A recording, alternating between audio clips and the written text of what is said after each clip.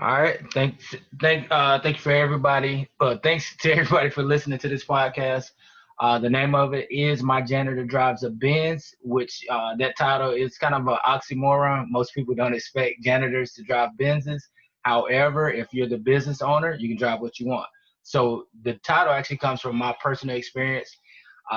When two of my vans went down, I was the janitor driving a Benz. So I had to drive my personal car to clean up restaurants, which job still got done. I don't recommend it because some clients will look at you differently, like maybe they're paying you too much. So if you got a personal vehicle other than a Mercedes, definitely drive that. If you don't have a van or a pickup truck. Now I got started in the cleaning business a little early. I was 21, just getting out of the army.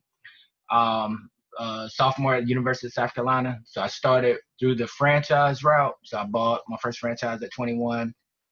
Second at 25. I also owned a restaurant cleaning business in 2008, and then after that, I started a floor care national company.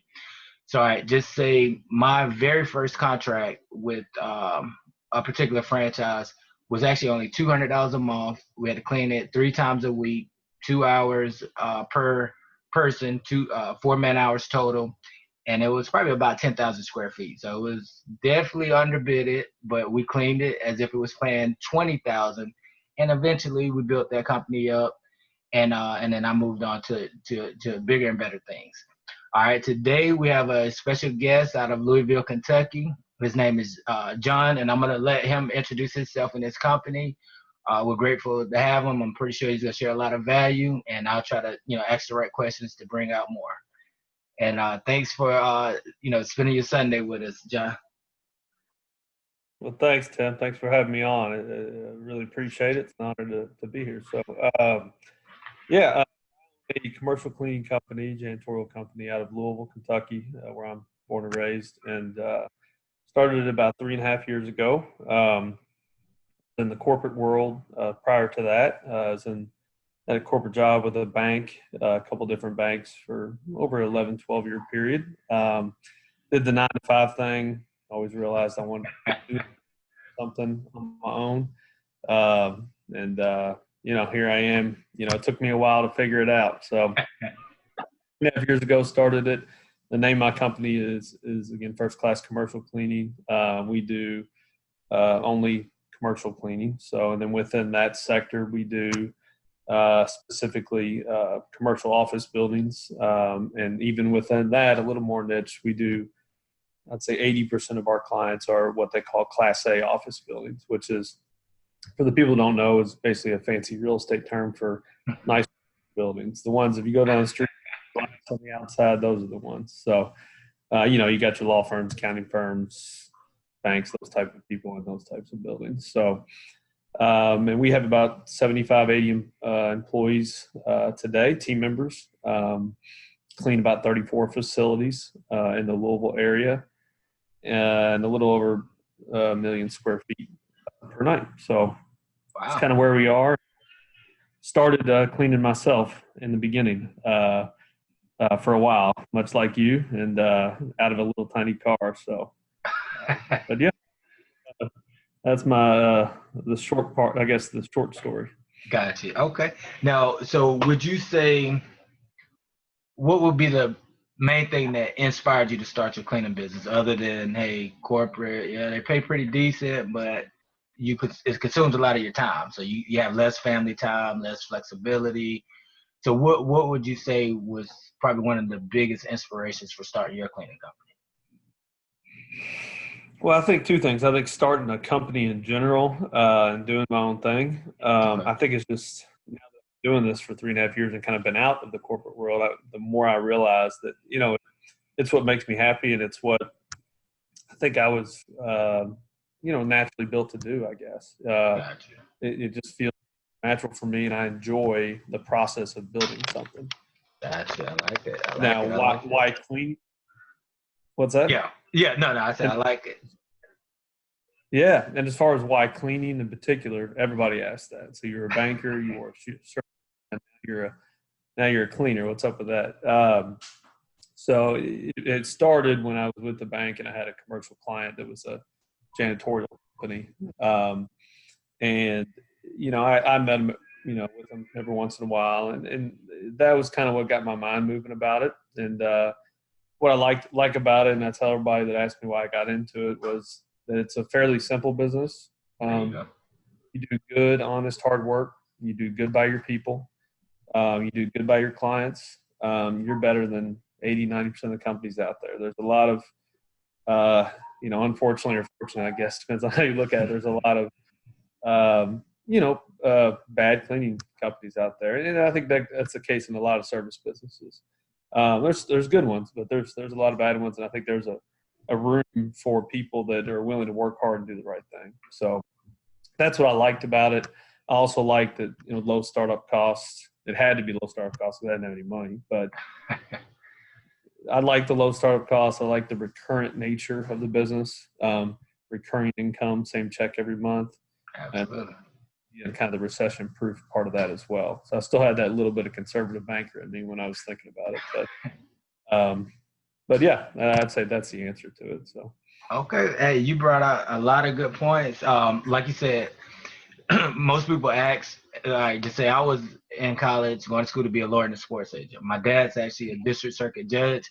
So for me going into the cleanup business and not pursuing law was like, hey, what are you doing? But I tell people it's a misconception.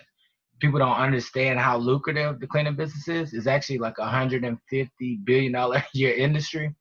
And like you said, it's very scalable, meaning, all right, you get a $2,000 account a month, 3,000, 4,000.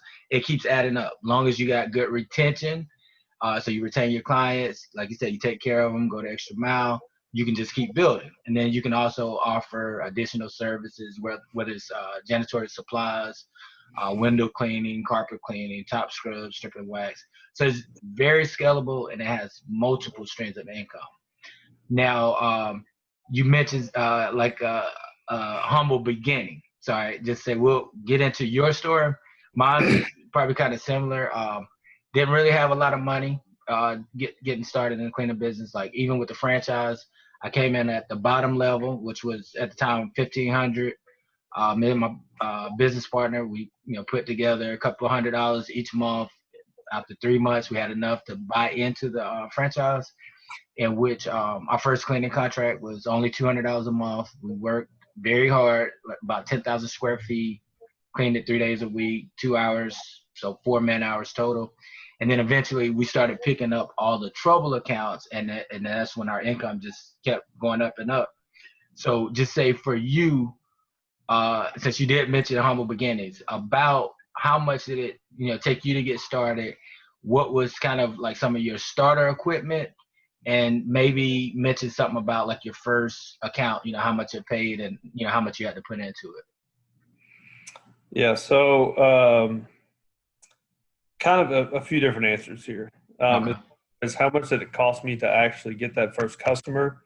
Yeah. The answer here is zero. And that's a true story. And, if you think about it, and some people don't look at it this way, but if all your friends and family, everybody if they don't work in a warehouse or a restaurant or don't work from home, they likely work in an office, right? Yeah. They don't necessarily make decisions on the facilities and that type of thing, but every single, maybe 60, 70% of the people work in an office, and that is a way to get in with offices, So I had a friend that I called up that I knew somebody in the building, and he happened to be part owner in it. He wasn't involved in day to day. And he set up a meeting with his partner. I met with him, and I was very honest with him. I told him that, I've never had an account before. I don't know the cleaning business yet. But nobody's going to hustle harder than me because it's my livelihood and I don't have any money in my account, and so I need the money. And I was living with my mom at the time, and that's a whole different story. But so, wow. yeah, 35, 36 years old. But okay. But I didn't spend a dime because he ended up he provided the vacuum and the equipment and the supplies, which is not normal, obviously, in this business, but it was the case on this first account. So the answer And then within a week, I went and bought $100 worth of supplies at Walmart, and I bought a $20 vacuum off Craigslist off some old lady who lived out in the country. True story, man. No, I like it. Yeah, and then I would say within a month and a half, I had a logo, a website, some business cards, and that's probably $400 to $500 at the most between all that. That's pretty good, man. Hey, definitely. No, that's a lot. You said a lot because I didn't think about it like that. Like, 60% of the people around you work in the office or something. So now that's a good one. So, all right, now would you say not knowing enough about the industry was your biggest challenge, or would it be something different, like when you first got started? Yeah, I would say well, two things. Yes, I would say that maybe still is my biggest Achilles heel. But I would say, but I know a hell of a lot more than I did 3.5 years. But I would say the biggest challenge to maybe getting started at all was, wanting everything to be perfect and know everything that there is to know about the cleaning business before I jump in and start. And I think that's the case with a lot of people. And, you know, I think that's one of the biggest things that holds people back. I didn't feel ready, and I didn't know everything there was to know about a business. I didn't know what a buffer was. I didn't know, Wow. And a buddy of mine said, "You just need to do it," and so I did. So I just jumped in, did it, got that account, made mistakes, learned from them, and I'm kind of still doing that today. No, I love it. And you just brought out a really, really good point. Like you said, a lot of people let fear immobilize them and just trying to be perfect. I'm a Virgo, so I'm a natural perfectionist. So I used to kind of let that hold me up, like, oh, well, I don't got this, and that. Then now it's like, hey, I don't do grand openings. I just roll things out, just get started. So I tell people, Nike has the best slogan, just do it. Like, you're going to figure it out along the way, or you might not. But like Henry Ford said, failure is the opportunity to start again more intelligently. So every time I started, like just say I'm on my fifth cleaning company, every time I learned something new. So just say my first franchise, I didn't know how to do carpets, I didn't know how to do floors, so I subcontracted all of that out. Then I found out that the guys I was subbing out to was making a lot of money. So eventually I learned how to do floors, learned how to do carpets, got really good at stripping and waxing. So by the time I started my national floor care company, I was stripping and waxing 30,000 square foot grocery stores like Valos, Food Lions, Office Depots. So I got really, really good at it. And then I became the main go-to guy for Columbia, South Carolina. So anybody got contracts here, whether it was a big management company, national company, they called me, hey, can you do all of the stores in South Carolina? Can you do all the stores in North Carolina? So at one point, I had contracts in 3 states, 12 counties. I had completely automated my business. So it got to the point where, I was at the house, and work for me was basically just doing payroll on the computer, running Craigslist ads to hire people. I had used ADP for my payroll. So, they was cutting the checks. I just put in the numbers. So like you said, you learn as you go. Everything, I didn't know everything, still don't know everything. Like I'm just getting into post-construction cleaning. All right. I'm learning more because I like at the beginning you said you mainly do commercial. So I've always been like you, like 100% commercial. Now that I'm coaching more people in residential and seeing like the money in residential, whether it's mansion clean outs, post-construction cleanup, or like high-end condos, because like I got a client in Austin, Texas. She's getting $325 for 1 hour to clean a condo. She got like 3 condos in one complex, so she works 3 hours, make $1,000. I'm like, that might be worth checking out. But before then, I was pretty much 100% commercial. So, far as things that helped you out, like resources, books, like, is there anything that you could share with the listeners that might help them out, like far as book that you read, videos you watch, speakers that you listen to? Yeah, sure, definitely. Everything I've learned mostly from other people. And there's a good book now that it wasn't one of the ones I read in the beginning, but I wish it was around in the beginning. It's called Making Sense of a Dirty Business. Wow. And it's written by Troy Hopkins with Office Pride, and I believe Okay. he started Office Pride, or his brother did, which is a national commercial cleaning franchise, but it's specifically on how to build a commercial cleaning business. Gotcha. And it's not just surface level stuff. It gets into the details of how you go about that and how you hire people and everything. So I would definitely recommend for somebody that's starting to do that. A book that's been real big for me is a book called Traction by Gino Wickman, Okay. which is something I just read recently too. And it's a great book. It's basically way to summarize it, I guess, is a template for how to run everything in your business, how to set goals, Wow. how to set a vision, how to get the right people in the right seats, how to run leadership meetings, how to build a cohesive leadership team, uh, how to handle issues as they come up within your business. So that it's probably one of many proven models, a template for how to run your business. This just happens to be one that's very popular, especially in the service business, that's worked really well. And we've kind of adopted some of these principles, and we've actually hired a third-party implementer. Gotcha. It's called EOS, Implementer Entrepreneurial Operating System, which is what the book is based on. I don't want to get too far down that rabbit, but it's been a game changer for us, for sure. So I'd say those two books. There was another book in the beginning that I was trying to think of before I got on here today that was the first one I read, and I can't remember the name of it. Okay. But yeah, those would be two things. And then as far as podcasts, the Grow My Company podcast, been a guest on a couple times, and the Quick Talk podcast. Both of those have been very helpful to me. When I had just gotten started, I mean, I would, every time I went for a run or a jog or I was out cleaning myself, I'd listen to every episode, and I learned quite a bit from both of those, especially the cleaning company one. Okay. So I'd recommend both of those. Okay, that's pretty good, man. We definitely appreciate that.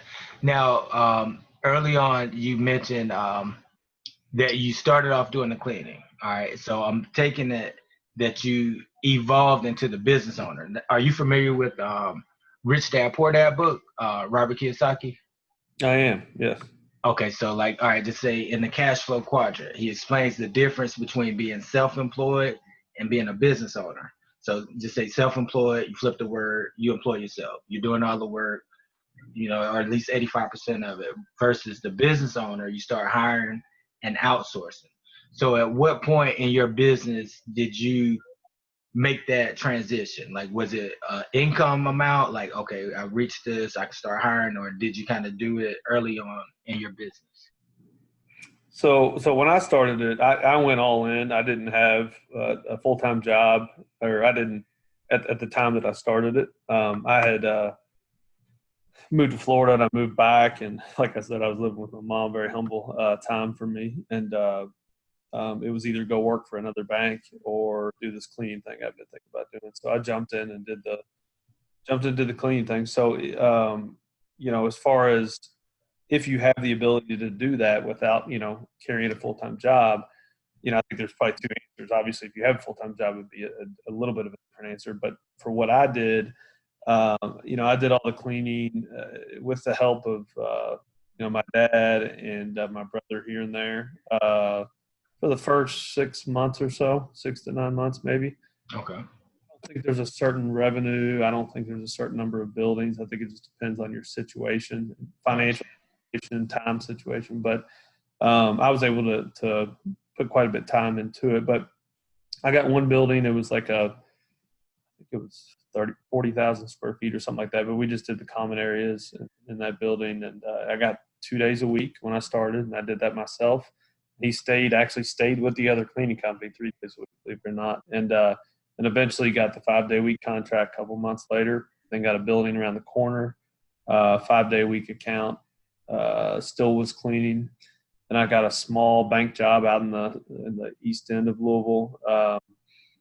And that's when I started. And then soon after that, I got one of my bigger opportunities. And that's when I really started hiring. And Gotcha. yeah. And then, it's just kind of kind of slowly taken off from there, but it's been one building at a time, building those relationships and, trying to hire really good people. And then, so. Okay, good. Yeah. Good stuff. Good stuff. So, all right, since you have 80 employees, that's a lot of employees. So, all right, the most I had was 26. So 80 is pretty, a lot of employees. What would you say is the biggest challenge as far as managing 80 employees? How much time you got? Hey, okay, all right, let's say it like this. Do you have an issue with like no call, no shows? Because I know that's usually like a deal breaker for me. Like I can't really, work with you after that. Well, I think it's probably the same answer as most people give you. I think whether really any business, especially the service or blue collar type businesses, it's the more people you got, obviously, the more personalities you have. There you go. Manage. I think I've learned to be a little more patient with people over time, and realize that I can't let everything get to me. But I will tell you, we've been pretty fortunate. We've invested quite a bit of time in the hiring process, and we've hired some really good people. I mean, I have some really great people, and I have to say it. I don't get me wrong. We have challenges. We let people go all the time. Quit. That there's obviously turnover, but there's a lot of challenges. But I'd say different than any other company, other than just dealing with different personalities, and then sometimes people think that they want a clean job, and they think it's maybe kind of easy. Yeah. Because we hire a lot. Most of our employees have full-time jobs during the day, and they work at night with us. Yeah. I always ask them, have you ever done a second job before? Or do a second job that's 5 nights a week, or 3 nights a week. Because if they haven't done it, they think they might be able to, but you really got to have you got to have a certain energy about you. You're right. Positive energy about you to do this job. So, I think it's just like anything else, trying to hire and retain good people. I think we've been able to do a good job of it, but it's still without a doubt, it's an ongoing challenge. Absolutely. I think the hardest accounts I had, or the most challenging ones I had to hire for, was restaurant cleaning, because it's third shift. It's usually after 11. And like you said, if they work a daytime job, I usually ask them the same thing. Like, okay, well, would you be able to get enough sleep, enough family time, be able to get back up in the morning for your full-time job? And like you said, most people, they want the extra money, so they'll take it on. And then, then you kind of get stuck if they get stuck. But one of the pieces of advice I give my clients is you want to have backup for your backup, especially if it's an out-of-town account, or if it's a more challenging account, like early in the morning or late at night. I would never just train one person for that particular job. In fact, to just kind of keep my turnover down, I would let my primary cleaner know, hey, look, your backup will be training with you. That way they know, hey, one no call, no show, is a big deal in the restaurant. Now, it might not be as big of a deal in office cleaning, but see, with restaurants, they open 7 days a week. They only close twice a year, and they have to, open, like the kitchen manager comes in early. He has to prep the food. Then they open shortly after that. So a no call, no show is major. So I always, just tell people, have a backup for your backup, because anything can happen. Yeah, and I'll say, I agree. I would say one of the things that maybe we've done well, and it wasn't something I came up with. It was something I read in a book or a podcast. But we've taken the approach of hiring mostly people that have full-time jobs during the day, and maybe have had those jobs for a little bit too, to show some stability. And obviously, those companies have vetted these people and stuff. And but we have taken the approach of trying to overstaff a little bit each job. It doesn't mean we overstaff to the point where we go over budgeted hours and we lose profit. But from the standpoint of, if somebody works during the day, they only want like 3 hours a night. They can't work another 6 hours and then get up the day. So, for example, just using a round number, like 24 man. If a job required 24 man hours a night, I know it's a little bit bigger, but that's kind of the size of buildings we do. But like, I would rather have 8 people in there at 3 hours apiece than 3 people in there at 8 hours. Smart. That's smart. The type of team members that we're going after, they only want 3 hours. But then we tell them on the front end, look, we're a team, and if if Joe calls out or somebody calls out, we still got 7 people to clean the building, and we may have to do 3 hours and 20 minutes. And if you do that through the hiring process and you kind of make that a rule in the beginning, then it becomes a little easier, and almost every job becomes somewhat self-sufficient. Now, don't get me wrong. I have an area manager in each side of the city. One covers a little bit more than half the buildings. The other one covers the others.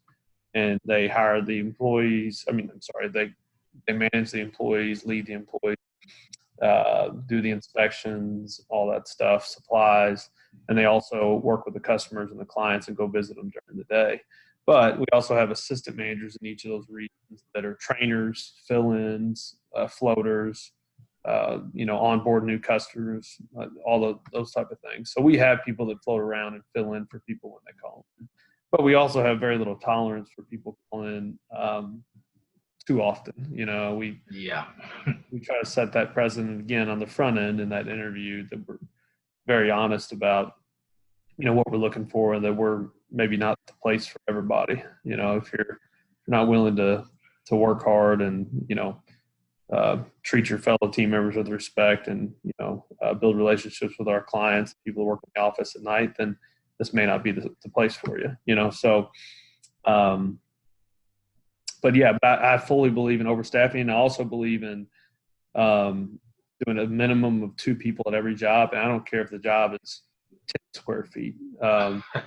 Even doing 2 people minimum, and then you just find other buildings for them to go to if it's That's too smart for them to get it. 1, it holds them accountable, provides a little more accountability when you're with somebody else.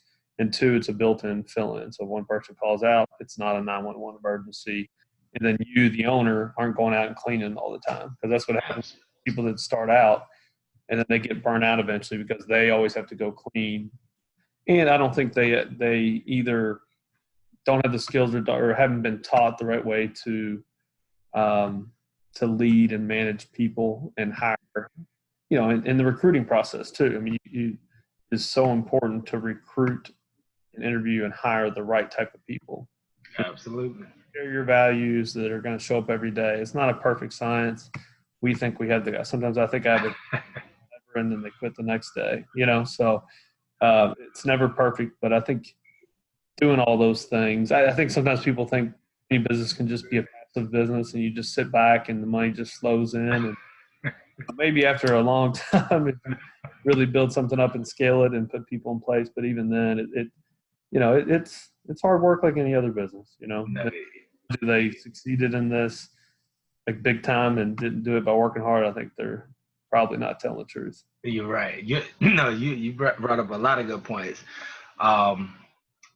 It sounds like you got a really good system too. Now, mine wasn't as sophisticated, but like you said, you want to make sure your employees, match your value. Of course, they're dependable, reliable. I usually, in my ads, I usually just, make sure they have, dependable transportation. Of course, can pass a background check, drug check. Like you said, I check their day job, make sure the hours match up. Like, if I've never really hired anyone that worked a 12-hour day job, because I think it would be really difficult for them to, get even, 3 or 4 hours at night. So yeah, no, your system sounds pretty good, and I guess that would kind of help, cut down the turnovers, and then just the no call, no shows, or work a week. Hey, send my check. I'm not coming back. Now, I use Craigslist. I've been hiring off there since 2005. I know you got some people that have had good experiences on there. Some people had bad experience. I can honestly say since 2005, I've probably hired about 100 people, throughout different situations. Might have had about 3 knuckleheads. Now, have you?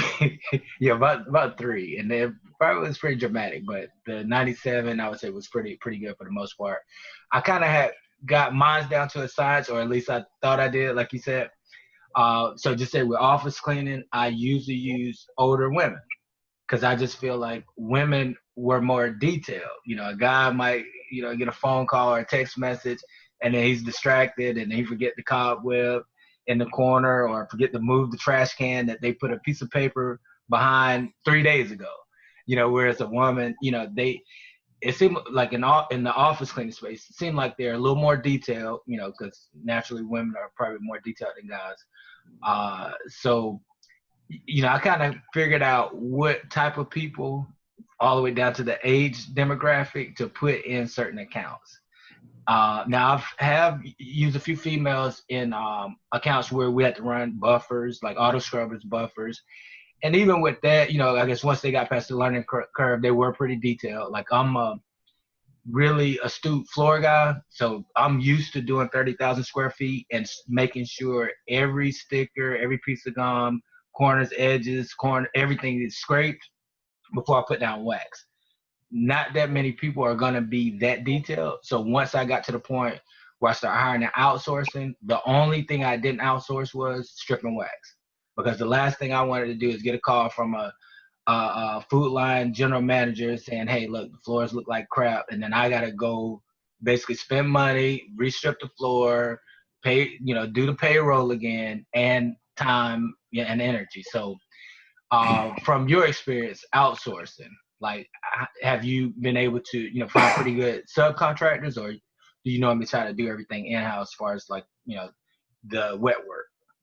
Yeah. So up to this point, I've subbed out all my carpet cleaning. I found a really good partner that has a local company. Of course, he's licensed, insured. He's got good employees that do a good job, and so I've found a really good guy that I don't even have to show up anymore. I know he's going to do the job right.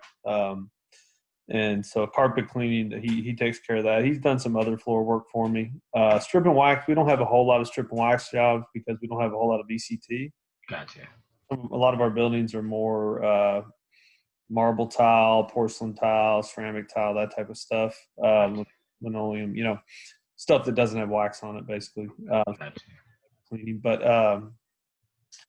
yeah. But I've subbed out most. I would say most for work. I have a good partner, great partner that does window cleaning as well, and I sub that out as well. At first, I didn't get into window cleaning at all. I would just and that type of thing, because it's a different ball game, more so than the floor stuff. And then obviously yeah, I mean, that's it, I guess. Resold consumables. So consumables, toilet paper, paper towels, soap, trash bags. We do buy those from a supplier and resell those to probably half our customers, maybe a little less than half. Is another way we make a little money. But as far as the actual nightly janitorial services, which is our core business, changing trash, cleaning break rooms, bathrooms, that type of stuff, we self-perform all that work, and all our people are, W-2 employees. Gotcha. Good deal. Well, we definitely appreciate, your time and energy. You shared a lot of value. Look, I wish I can keep you on another hour, but it's Sunday. I'm gonna let you enjoy your family.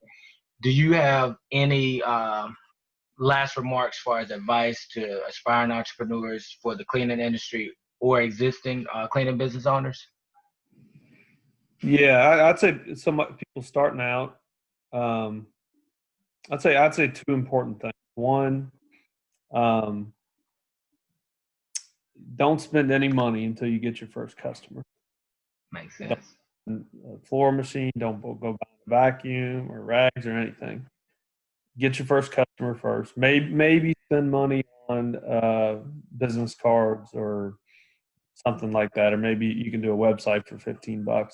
But other than that, don't spend any money until you line up a customer. Because if you line up a customer, as if it's like an office or an office building, typically they have to give the old cleaning company 30 days notice. So you got at least 30 days to hire a staff if you're not going to clean it yourself. Get the equipment, get the supplies, get a company T-shirt, soup up your website, get on social media, all that stuff. But I wouldn't do it until you got money lined up coming in. And the second thing I would say is, and this is something I heard very early on that has been a huge, huge part of the success of our business, is the payment terms that we set up with our customers. So we bill ahead of time on all of our clients. So That's smart. we like for the month of September, for example, for September's cleaning, we bill on August 15th, due by September 1st. I like it. So we are, and not everybody pays by the 1st. It trickles in, by the 10th or 15th. But, we are getting paid ahead of time. And for a lot of people that are starting out, that didn't have a lot of money starting out like me, and at the time probably couldn't get approved for a bank line of credit, right? So, cash flow, cash is king. Cash flow is so important. And Absolutely. business quickly if you don't have cash flow. And if you go clean up a building and you're just like, you think you need to agree because you want to get the job, and then you agree to a lower price and you agree to payment terms that are, all right, we'll clean in September, and then we'll bill you at the end of September, and then hopefully we'll get paid within 30 to 60, 90 days. What people forget is in the meantime, I gotta buy supplies. I gotta pay my employees. I gotta keep, if I have an office, I gotta pay rent. There's a lot of things that, and you can get into real trouble quick. And if you're working with it depends on who you're working with, obviously. Like you in the retail world, working with big box retail stores, obviously they're going to say, Tim, we're going to pay you when we pay you. But like if you work with local companies, and I've worked with even decent sized property management companies, but it all comes back to building that relationship. And do you have a relationship with that customer? And say, hey, the way we bill, I can't afford to be the bank at this point. We're an early on company. Do you care if I bill you ahead of time and due by the 1st, kind of like rent? And I didn't have anybody that said no to that. I've had some people that now, since then, in the last year or two, that says, hey, but I'll do by the 15th or whatever. But that way you're not ever running behind, and you can always pay your people, buy your supplies, and if you don't have cash, you can't build a company, you can't reinvest in your company if you want it to grow, if that's your goal. Absolutely. John, I really, really, really appreciate you taking time out on this Sunday. So for our Louisville, Kentucky listeners, I'm gonna let you, drop your information for your company, just in case anyone might need commercial cleaning. And I'm gonna post this link on LinkedIn, Facebook, IG, pretty much my whole platform. So it might be some listeners in your area. I'm gonna give you the opportunity to let them know, how they can reach your company if they need, your products or your services. Yeah, so our website is WeCleanLouisville.com. So Okay. WeCleanLouisville.com, and we actually have WeCleanLexington.com, an hour away from Louisville as well, if it's somebody in Lexington. But WeCleanLouisville.com, and then obviously First Class Commercial Cleaning. We have a Facebook page and LinkedIn page. I don't know my handle or anything like that. Okay, no, it's cool. You can send it to me. I'll add it later. or they could email me at john@WeCleanLouisville.com. All right, sounds good, man. If you could, when we get off, just you can text me your business card or your logo. Once I edit the video, I'll add everything on there. That way, when we share it, people can reach out to you for your services. I definitely appreciate your time and energy. If there's anything I can help you with, I owe you, so just let me know. Thanks, Tim. Appreciate it. All right, appreciate it, brother. Have a good day. Too.